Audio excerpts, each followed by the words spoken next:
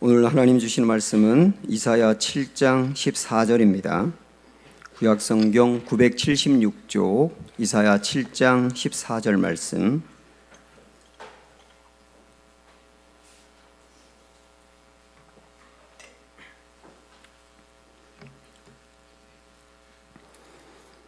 이사야 7장 14절 말씀, 우리 한 절인데요. 같이 읽겠습니다. 그러므로 주께서 친히 징조를 너희에게 주실 것이라.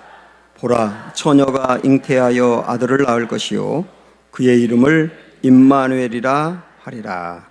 아멘. 우리 하루 먼저 성탄 인사할까요? 메리 크리스마스 하면서 인사하겠습니다.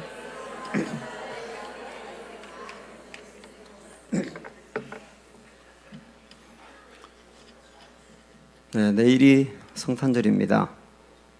오늘 우리 교회에서는 오후 예배 때 예수님의 오심을 축하하는 마음으로 페스티벌을 하게 됩니다.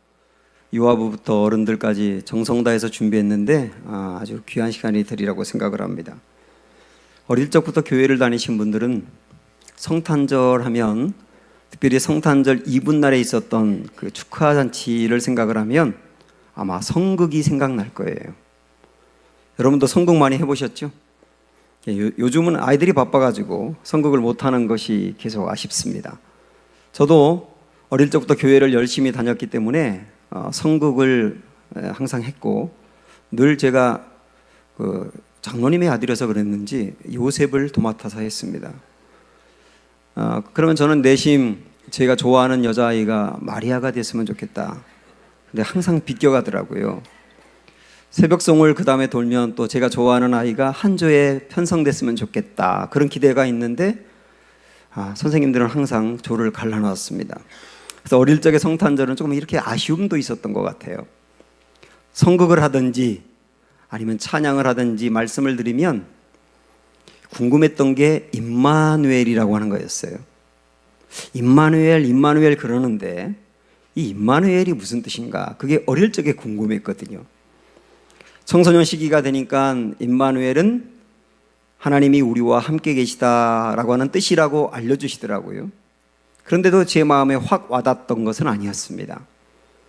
그러나 이 임마누엘이라고 하는 말, 그 예수님의 또 다른 이름인데요, 그 임마누엘의 진짜 의미가 정말 중요하고, 이 예수님의 이 또 다른 이름인 임마누엘을 우리가 온전히 알고 믿고 나아갈 때 우리 삶에 얼마나 놀라운 은혜가 있는지 오늘 말씀을 통해서 살펴보려고 합니다. 이 임마누엘이라고 하는 예수님의 이름은 먼저 이사야서, 오늘 우리가 읽었던 본문에 예언이 된 말씀입니다. 그래서 그 배경을 먼저 여러분에게 말씀을 드리면, 예수님이 오시기 전 750년 전에 이스라엘은 남북으로 갈라져 있었어요. 남쪽을 유다라 그랬고 북쪽을 이스라엘이라고 했습니다. 남쪽의 왕은 그때 당시에 아하스라고 하는 사람으로 히스기야의 아버지였거든요. 그런데 그 당시 중동 일대를 주름잡던 나라는 아수르였습니다. 여러분이 세계사 시간에 배웠던 아시리아라고 하는 나라예요. 이 아수르가 신흥 강국으로 떠오르면서 주변에 있는 나라 하나하나를 점령해 가고 있었습니다. 근데 아수르가 뜨기 전에 그 지역을 점령했던 나라는 아람이라고 지금의 시리아였습니다. 근데 시리아가, 이 아람이 아수르에 밀리면서 아수르에 대항하기 위해서 반아수르 동맹체를 결성합니다. 그 주변에 있는 여러 나라가 거기에 편입이 됐어요. 그런데 북이스라엘은 반아수르 동맹에 가입을 했는데 남쪽 유다는 오히려 친아수르 동맹을 원하는 거예요. 그러니까 남쪽 유다를 손을 봐주겠다고 북쪽 이스라엘과 아람이 연합해서 남쪽을 쳐들어와 가지고 영토의 상당 부분을 빼앗아가고, 역대하 28장의 말씀을 보면 하루에 군인들이 12만 명이나 죽고요, 20만 명이 포로로 잡혀가는 끔찍한 일이 벌어지게 됩니다. 그러니까 남쪽 유다의 입장에서는 영토를 빼앗겼어요. 그리고 군인들도 10만 명이 넘는 사람이나 죽었어요. 포로로 잡혀간 사람도 20만 명이나 돼요. 언제 이 나라가 망할지 모르는 거예요. 풍전등화의 위기, 절체절명의 상황에서 하나님이 이사야를 통해서 준 예언이 오늘 읽은 14절입니다. 자, 한번 볼까요? 시작. 그러므로 주께서 친히 징조를 너희에게 주실 것이라. 보라, 처녀가 잉태하여 아들을 낳을 것이요 그의 이름을 임마누엘이라 하리라. 자, 이 예언의 말씀을 주신 겁니다. 그런데 여러분도 아시겠지만은 구약에 있는 이 예언서의 말씀에 나와 있는 예언을 풀어갈 때는 이때 당시에 이 예언서의 말씀이 쓰여질 때 당시에 어떤 의미가 있느냐? 1차적인 의미라 그럽니다.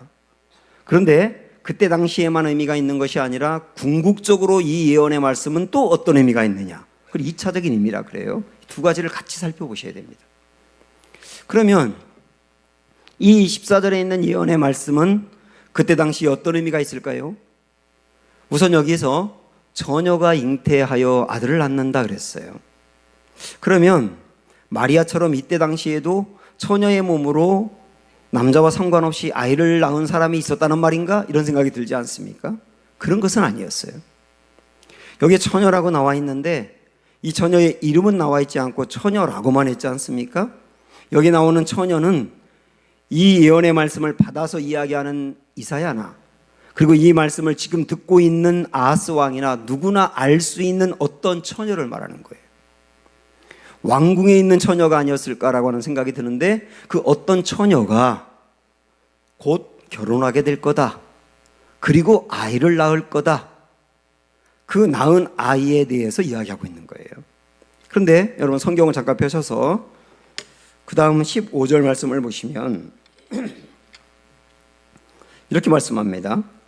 그가 악을 버리며, 여기서 말하는 그는 태어난 아이를 말하는 겁니다. 태어난 아이가 악을 버리며 선을 택할 줄 알 때, 아이가 태어나서 악을 버리고 선을 택할 줄 알 때, 분별력이 있을 때인데요, 요거를 유진 피터슨이 쓴 메시지라고 하는 성경에 보면 12살쯤 되었을 때 이렇게 명시적으로 이야기합니다. 12살쯤 되었을 때 무슨 일이 벌어지느냐? 15절 뒷부분에 보면 엉긴 젖과 꿀을 먹을 것이라 그랬습니다. 엉긴 젖은 버터를 말하고 버터와 꿀을 먹는답니다.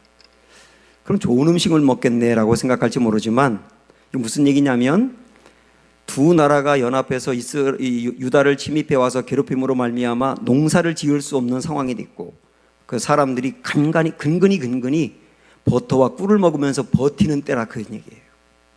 굉장히 어려운 시기란 얘기죠. 그런데 16절 보시면 대저 이 아이가 악을 버리며 선을 택할 줄 알기 전에, 이게 12살쯤 되었을 때라 그랬죠. 무슨 일이 벌어진다고 16절에 뒤에 말씀합니까?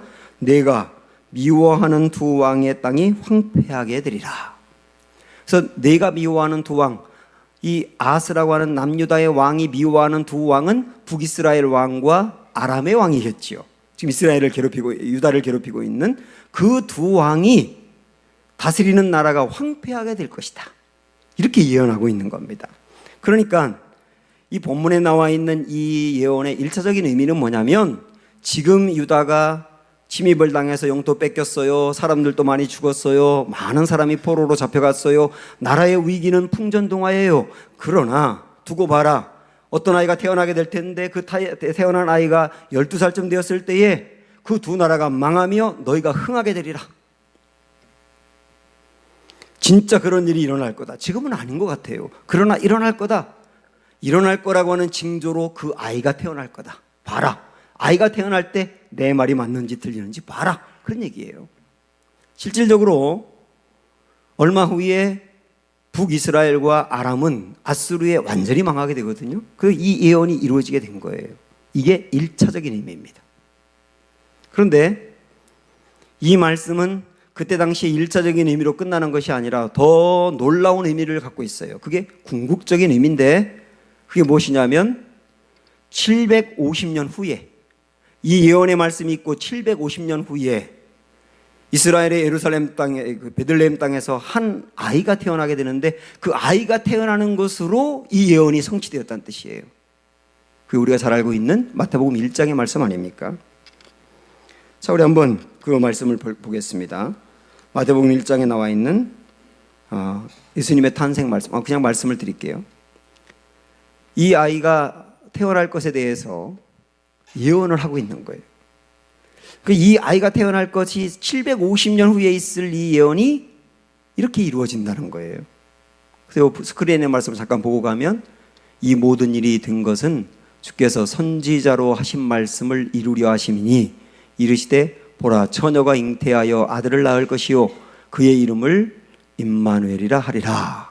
이렇게 했는데요. 여기 보면 선지자로 하신 말씀 이렇게 나와 있어요. 이 선지자가 누굽니까? 이사야 선지자죠. 이사야 선지자에게 750년에 전에 했던 그 말씀이 바로 지금 성취되리라 하면서 마태복음 1장의 말씀을 주신 거예요. 이 말씀을 보면서 참 놀라운 것은 뭐냐면 우리 하나님은 750년 전에 750년 후에 있을 일을 예언하신 거예요. 사람들은 이사야에 있는 이 말씀을 들으면서 앞으로 오실 예수님의 탄생을 예고한다는 것을 몰랐을 겁니다. 그러나 하나님은 우리는 과거와 현재와 미래가 있지 않습니까? 지나간 것을 과거라 하고 현재 지금 이 앞에 놓여 있는 것을 현재라 그러고 앞으로 올 일을 미래라고 하지만 우리 하나님에게는 현재와 과거와 미래가 없어요. 우리 하나님에게는 모든 것이 다 현재입니다. 우리 하나님은 시간을 주관하시는 분이고 시간을 뛰어넘는 분이기 때문에 시간에 영향을 받는 분이 아니고 시간을 관리하는 분인데요. 그래서 우리 주님은 앞으로 먼 미래에 있을 일도 한눈으로 보시는 분이세요. 그래서 750년 전에 예언한 것이 750년 후에 있을 일을 미리 보셨다는 뜻이에요. 이 말씀을 여러분이 믿는다면 우리 안에 놀라운 소망이 생깁니다. 왜냐하면 우리가 매일매일 겪고 있는 일이 있지 않습니까? 어떤 때는 좋은 일을 겪기도 하지만 어떤 때는 고난을 당하기도 하잖아요. 그런데 우리가 당하고 있는 모든 일은 하나님이 우리의 미래까지도 한눈으로 보고 계시기 때문에 미래의 어떤 귀하고 놀라운 일을 이루기 위한 한 과정이라는 거예요. 지금 내가 당하고 있는 고난은 정말 죽을 것만 같고 이 고난이 내 인생을 실패하게 할 것만 같고 내 인생이 끝난 것만 같고 그럴 수도 있지 않습니까? 그러나 나의 미래까지 한눈으로 보고 계시는 하나님은 미래의 어떤 놀라운 일을 이루기 위해서 현재 일어나고 있는 모든 일 하나하나를 다 사용하신다는 거예요. 그래서 우리는 현재 내가 만나는 일에 대해서 낙심하거나 두려워하시면 안 되는 겁니다. 요셉을 볼까요? 요셉은 어린 나이에 형들에게 팔려서 노예가 됐습니다. 그거 자체만 보면 요셉의 인생은 끝난 거죠. 근데 요셉은 노예가 돼서 끌려갈 때 내가 참아야 돼. 조금만 참으면 나는 총리 대신이 될 거야. 그래서 참은 게 아니에요. 그는 자기가 총리 대신이 될 거라고는 꿈에도 생각을 못했고 그냥 노예로 팔려서 끌려가는데 그냥 버틴 겁니다. 그런데 나중에 지났더니 형들에게 노예로 팔린 것이 총리 대신이라고 하는 영광의 자리에 올라가기 위해서 하나의 중요한 과정이었던 거예요.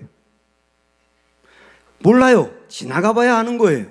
그런데 하나님은 요셉의 인생 전체를 보고 가시기 때문에 그 일을 이루기 위해서 고난이라고 하는 과정도 하나하나 허락하시며 이루어 가신다니까요. 그렇다고 한다면 지금 여러분들이 만나고 있는 고난도 정말 힘들고 어렵지만은 하나님의 넓은 시간의 관점에서 바라보시기를 축복합니다. 그러면 이 과정도 하나님의 역사를 이루기 위해서 필요한 것이야.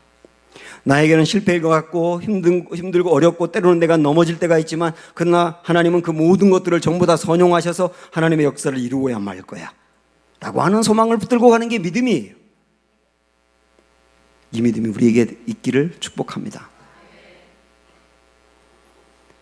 이렇게 예언적인 말씀으로 오실 예수님이 임마누엘이라고 하는 이름을 가질 것이다 이렇게 말씀하셨는데요. 그 임마누엘이라고 하는 그 이름이 참 귀하고 놀랍습니다. 굉장히 많은 것들을 보여주고 있는데 우선 임마누엘이라고 하는 이름은 예수님이 하나님이신 것을 알려주고 있어요. 임마누엘, 하나님이 우리와 함께 하시다예요. 누가 우리와 함께 한다고요? 하나님이 우리와 함께 하시다. 그런데 우리와 함께하기 위해서 오신 분이 누구였어요? 예수님이었지 않습니까? 그러니까 예수님은 곧 누굽니까? 하나님이신다는 뜻이에요. 그래서 임마누엘이 우리에게 알려주는 것은 예수님이 하나님이시다예요. 그래서 마태복음 1장에 있는 이 예수님의 오신 그 탄생 이야기를 여러분 보시면, 우리 족보의 말씀을 한번, 그 족보 앞에 있는 23절의 말씀을 보시면, 시작. 보라, 처녀가 잉태하여 아들을 낳을 것이요 그의 이름을 임마누엘이라 하리라 그랬는데, 처녀가 잉태한다 그랬어요. 처녀가 어떻게 잉태할 수 있습니까? 처녀가 잉태할 수 있는 방법은 오직 하나, 성령으로만 잉태할 수 있는 거예요. 그래서 20절 말씀에 앞에서 뭐라고 했느냐면, 이 일을 생각할 때에 주의 사자가 현몽하여 이르되 다윗의 자손 요셉아 내 아내 마리아 데려오기를 무서워하지 말라. 그 다음에 그에게 잉태된 자는 성령으로 된 것이라. 성령으로 되지 않고는 처녀가 잉태할 수가 없지 않습니까? 그래서 남자와 아무 상관없이, 남자와의 육체적인 관계를 통해서 낳은 것이 아니라 남자와 상관없이 성령님이 여자의 몸을 빌려서 잉태한 것이었기 때문에 이 아이가 태어났을 때 이름을 아빠가 줘준 게 아니라 엄마가 줘준 거예요. 그래서 족보에 나와 있는 1장 16절 말씀을 보시면 이렇게 말씀합니다. 야곱은 마리아의 남편 요셉을 낳았으니 그 다음에 마리아에게서 그리스도라 칭하는 예수가 나시니라. 빨간 것만 읽어보면 마리아에게서 예수가 나시니라. 원래 족보는 아버지가 아들을 낳았다고 이야기하고 있지 않습니까? 아브라함이 이삭을 낳았다, 이삭이 야곱을 낳았다, 아버지가 아들 낳은 것으로 계속 나가는 게 족보인데, 그렇게 나가던 족보가 1장 16절 마지막 예수님에 대해서 이야기할 때만 마리아가 나왔다고 해요. 왜 그렇습니까? 요셉과 아무 상관없이 태어났으니까. 그래서 이 말씀이 오늘 우리가 앞에서 봤던 이사야 7장 14절의 말씀에서 다시 한번 확인할 수 있는데, 자 보시면, 그러므로 주께서 친히 징조를 너희에게 주실 것이라. 보라, 처녀가 잉태하여 아들을 낳을 것이요 그 다음에 그의 이름을 임마누엘이라 하리라 그랬어요. 근데 그의 이름을 임마누엘이라 하리라 라고 하는 이 말씀을 바르게 해석하면 뭐냐면, 그녀는 처녀죠. 처녀가 그의 이름을 임마누엘이라고 부른다라고 하는 뜻이에요. 여기서도 태어날 아이가 남자와 상관없이 태어날 것임을 강조하고 있는 부분인데, 이게 예언이라고 있지 않습니까? 자, 이 모든 말씀을 종합할 때 우리가 내릴 수 있는 결론은 뭐냐? 예수님은 누구예요? 하나님이시에요. 처녀의 몸을 빌려서 이 땅에 오신 하나님이세요. 우리 예수님은 하나님이신데, 그러면 하나님의 모습이나 하나님의 그 속성을 절반쯤 가지고 있는 분일까요? 그렇지 않습니다. 골로새서 2장 9절의 말씀을 보면 그 안에는 신성의 모든 충만이 육체로 가신다 그랬어요. 그러니까 우리 예수님은 하나님이신데, 그래서 신성을 가지고 있는데, 우리 예수님은 신성의 절반만 갖고 있는 것도 아니고 3분의 1만 갖고 있는 것이 아니라 우리 예수님 안에는 하나님의 속성과 하나님의 성품과 하나님의 능력, 신성의 모든 충만이 다 들어있다고요.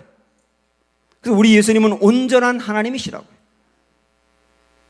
만약에 이 설교를 듣고 있는 여러분들께서 예수님이 하나님이시다라고 하는 것을 정말 믿고 나아간다면 우리의 인생은 달라질 거예요. 교회를 나오지만 예수님이 하나님이시다는 것을 마음으로 믿지 않고 다니는 분들이 있어요. 이런 분들에게도 오늘 이 말씀이 여러분에게 열려서 믿음으로 다가오기를 축복합니다. 만약에 정말 예수님이 하나님이시라면 그분은 돌아가시지 않는 분이고 영원하신 분이고 지금도 살아계신 분이세요. 우리 예수님은 하나님이시기에 지금도 살아계십니다. 지금도 살아계신 분을 여러분은 믿는 거예요. 지금도 살아계신 예수님을 믿고 영원한 분을 믿는데 어떻게 우리가 달라지지 않을 수 있으며, 어떻게 우리가 인생을 막 살 수 있으며, 어떻게 우리가 근심과 염려 가운데 빠져 살 수 있습니까?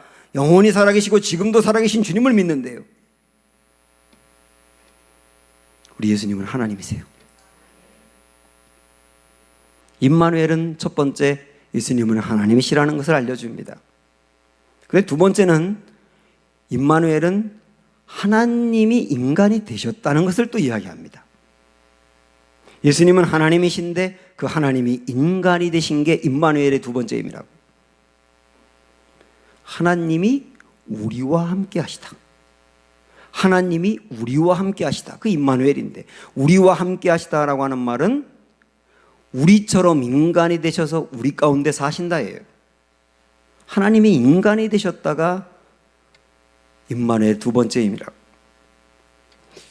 우리 예수님은 인간이 되셔서 하나님이 얼마나 좋은 분인지를 보여주었고, 그리고 사람들과 함께 했습니다. 구약시대 때는요, 사람들이 하나님과 교제하고 하나님을 만나고 하나님과 친밀하고 이런 것은 생각할 수가 없었어요. 그리고 구약에서 사람들도 하나님을 만난 적이 있는데, 그럴 때는 하나님이 보통 상징적으로 임하셨습니다. 아브라함에게는 옹기 가마의 연기 가운데 말씀하셨고, 이스라엘 백성들에게는 불기둥과 구름기둥 같이 구름으로 말씀하셨고, 욥 같은 경우는 돌풍이 불 때 하나님 말씀하셨고, 그리고 엘리야 같은 경우는 천사가 와서 하나님의 뜻을 알려주었고, 모세 같은 경우는 그의 간절한 소망이 하나님의 얼굴을 보는 거였거든요. 그래서 하나님께 얼굴 좀 보여달라 그러는데, 하나님께서 그러는 모세를 습속의 바위 뒤에 숨겨놓은 다음에 그의 눈을 가렸다가 하나님이 확 지나가면서 순간적으로 잠깐 하나님의 형상을 봤는데, 그것도 등밖에 보지 못했습니다. 구약시대 때는 그랬다니까요. 그런데 그 하나님이 예수님을 통하여 이 땅에 오셨습니다. 오셔서 사람들과 함께 생활하고 함께 식사하고, 슬픈 일 당한 사람 보면 함께 울고, 그들에게 용기 주고 소망 주고, 완전히 사람들과 교제하는 모습으로 오신 거예요.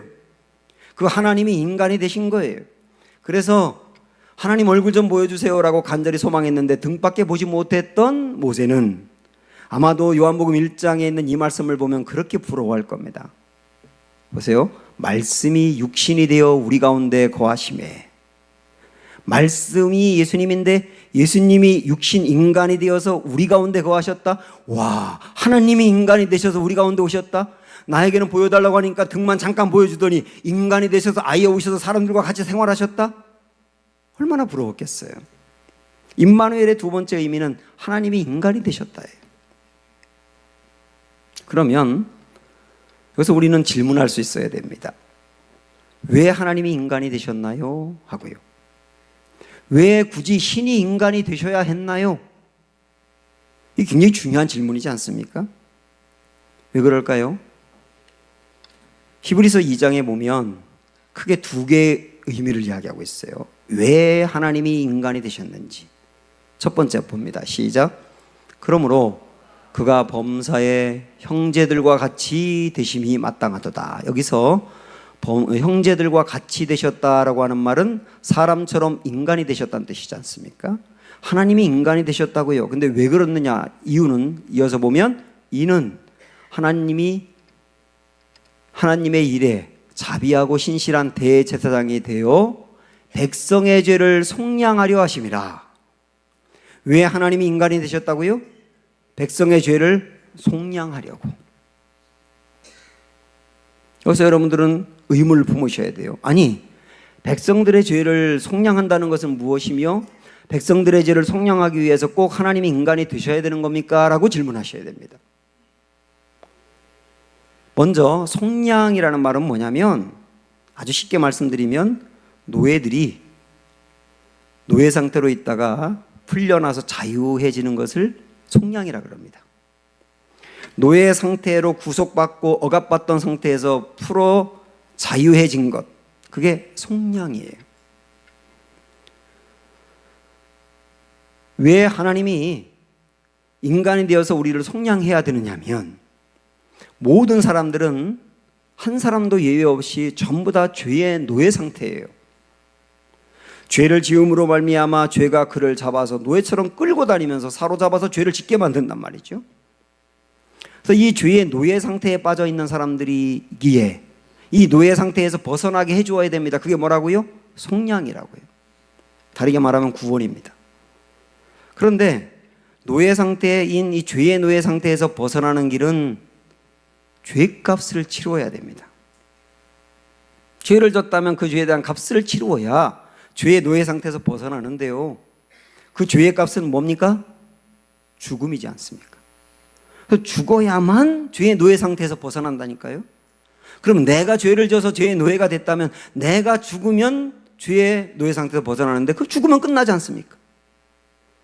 그래서 하나님께서는 내가 죄의 노예 상태에서 값을 치르고 죽어야 되는데 나를 죽이지 않고 살려내기 위해서 방법을 찾으신 거예요. 그런데 그 방법은 뭐냐면 누군가가 대신 죽어야 된단 말이에요. 근데 사람 중에는 대신 죽을 만큼 깨끗한 사람이 아무도 없어요. 그러니까 오직 죄가 없는 분은 하나님밖에 없으니까 하나님이 인간이 되실 수밖에 없는 거예요. 대신 죽기 위해서. 그래서 하나님이, 죄가 한 번도 없는 하나님이 인간이 되어서 대신 죽음으로 말미암아 죄값을 치르시고 죄의 노예 상태인 우리를 속량하셨다. 그러기 위해서 이 땅에 오신 거예요. 그래서 우리 예수 그리스도의 그 은혜로, 사랑하는 여러분, 저나 여러분이나 그 예수님이 해주신 은혜로 우리의 죄가 속량함을 받고 자유해진 것을 믿으십시오. 이 일을 위해서 예수님이 하나님이신데 인간이 되셨다니까요. 참 놀라운 게 뭐냐면 하나님은 심판하셔야 될 분이잖아요. 죄를 지은 사람을 갈라서 지옥과 천국으로, 멸망과 구원으로 이렇게 갈라놓으실 분이 심판자인데, 하나님이 심판자인데, 참 놀라운 건 뭐냐면 심판자이신 분이 심판을 당하러 오신 거예요. 아니, 심판을 하셔야 될 분이 심판을 당하러 이 땅에 오셔서 그분이 대신 심판을 당해 돌아가셨어요. 저는 여러분이나 저나 이 은혜를 정말 우리가 믿고 깨닫는다면 자다가도 벌떡 일어나 감사할 거라고 봐요. 심판하셔야 될 분이 심판을 당하셨군요. 그래서 심판을 당하지 않도록 나를 살려주셨군요. 그 일을 하려고 이 땅에 오셨다니까요. 그게 예수님 인간이 되신 중요한 이유입니다. 두 번째 이유는 또 뭐냐면, 자, 요 말씀, 스크린에 있는 요 말씀이 17절이지 않습니까? 그 다음에 히브리서 2장 18절 말씀을 이어서 보면 두 번째 의미가 나오는데요. 시작. 그가 시험을 받아 고난을 당하였은즉 시험 받는 자들을 능히 도우실 수 있느니라. 우리 예수님이 왜 하나님인데 인간이 되셨다고요?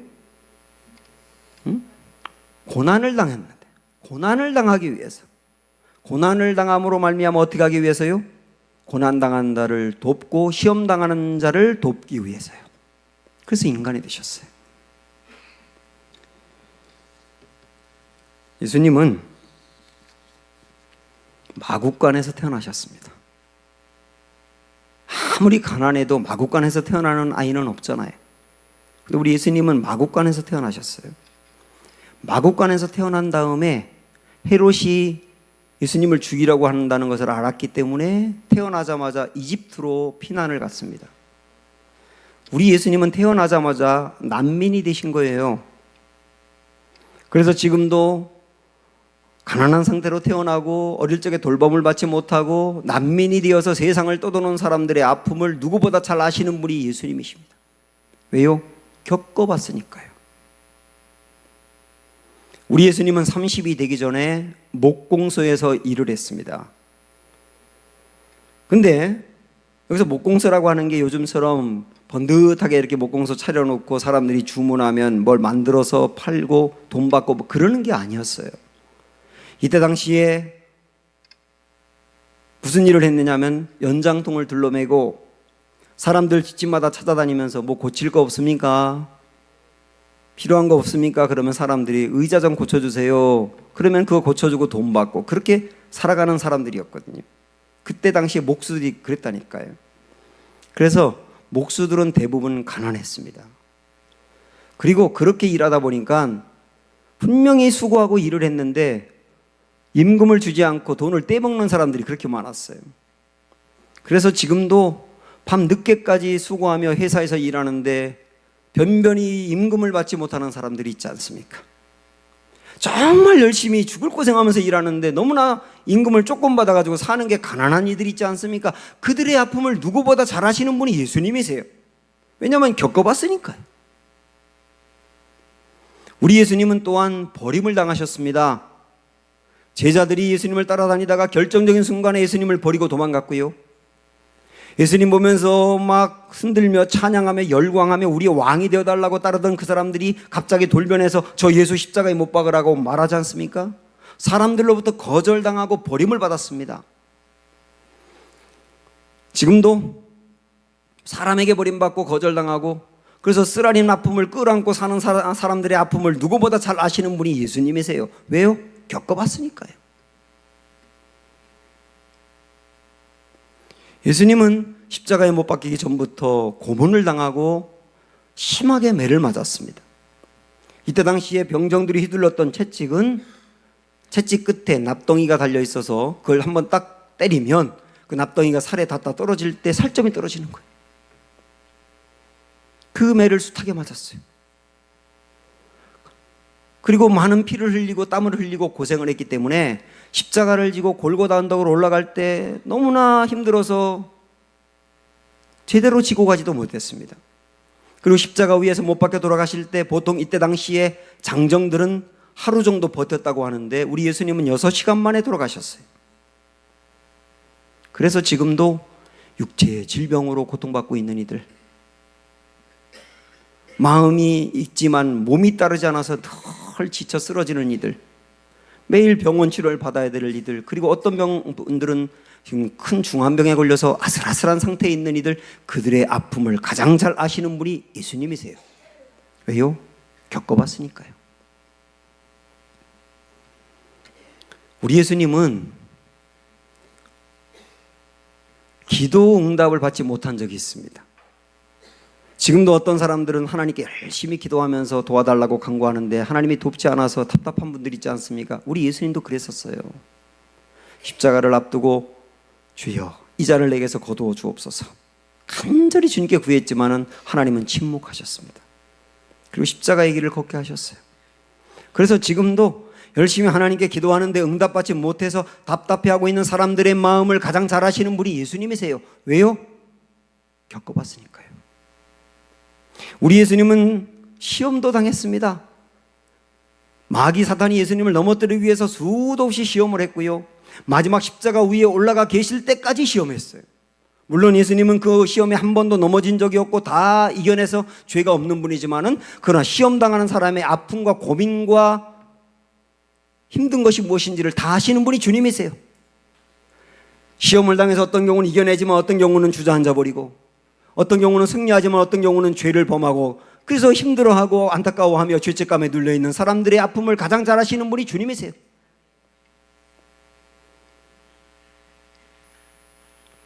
지난주에 충북 제천에서 큰 화재가 있지 않았습니까? 그래서 29명이나 죽었는데 그 아픔을 당한 현장에 문 대통령이 가셨더라고요. 비서실장을 보내도 됩니다. 국무총리를 보내도 됩니다. 그런데 친히 갔어요. 왜 그렇습니까? 권위자가 아픔의 현장에 함께 있을 때 훨씬 위로가 되니까요. 그래서 간 거예요. 잘한 거죠. 우리 주님이 하나님 나라에 계시면서 우리를 도우실 수 있습니다. 그런데 그럼에도 불구하고 친히 인간이 되어서 이 땅에 오셔서 그 모진 고난을 다 친히 겪으시면서 사셨던 이유는 뭐냐면 우리를 진짜 헤아리고 아픔을 당한 사람이 얼마나 아픈지 헤아릴 뿐만 아니라 도와줘서 결국은 일으켜 세우기 위해서 주님이 친히 이 땅에 오셔서 경험하신 거예요. 제가 어릴 적에 그 시골에서 신앙생활할 때 그 교회 담임 목사님이 초등학교 다니는 딸을 하나님 나라로 먼저 보낸 적이 있어요. 여름에 비가 엄청나게 많이 오는 홍수 때였는데 아주 세찬 비가 내리던 날 초등학교 다니는 이 아이가 시골에 살기 때문에 걸어서 학교를 갔거든요. 그래서 사모님이 이 딸이 걱정되니까 멀리까지 나와서 조심히 가 그랬는데 이 아이가 뒤돌아서 엄마 갔다 올게 그러다가 미끄러져 가지고 내 물에 떠밀려가 버렸어요. 그리고 죽었어요. 나중에 이 아이를 찾았는데 몸이 엉망이 돼 있는 거예요. 그걸 끌어안고 목사님과 사모님이 얼마나 우셨는지 몰라요. 그리고 1년쯤 지나서 교회의 권사님의 아들이 천안에서 고등학교를 다녔는데 교통사고로 죽었어요. 많은 사람들이 그 권사님을 위로했습니다. 그런데 이 권사님은 그들의 위로가 하나도 위로가 안 됐답니다. 그런데 목사님이 이 권사님의 손을 딱 잡고, 권사님, 내가 권사님의 아픔을 다 알아요. 그러니까 이분이, 목사님의 위로는 진짜 힘이 되네요, 그랬다는 거예요. 왜 힘이 됐습니까? 목사이기 때문에요? 아니요. 아픔을 겪은 사람에게는 위로의 능력이 있는 거예요. 그 어떤 아픔을 경험한 사람은 그 동일한 아픔을 겪고 있는 사람들을 진짜 위로할 수 있는 어떤 능력이 있다고요. 우리 예수님이 왜 인간이 되셨느냐면 이 땅에 오셔서 태어나는 것부터 고난이요, 난민의 생활을 했고요, 임금을 못 받았고요, 버림을 당했고요, 육체적인 고통도 당했고요, 기도 응답받지 못한 적도 있고요, 시험을 당한 적도 있고요. 우리가 이 땅에서 당하는 모든 걸 주님이 다 당하셨지 않습니까? 당하셨기 때문에 우리를 위로하고 도우시는 데 능력이 있다는 거예요. 그러므로 사랑하는 여러분, 지금 고난 중에 있는 분도 있고 정말 힘들고 어려운 분도 있고 마음고생하는 분도 있는데 우리 예수님이 미리 당해봐서 다 안다. 그리고 우리를 정말 도우신다. 우리를 일으켜 세운다. 그러시려고 이 땅에 오셨고 경험하셨고 그래서 지금도 그렇게 돕고 있다. 그래서 우리 주님은 진짜 우리와 함께 하시는 임마누엘이시다. 이 말씀 믿으시고 힘을 내시기를 주님의 이름으로 축원합니다. 주 은혜의 힘을 우리 함께 찬양합니다.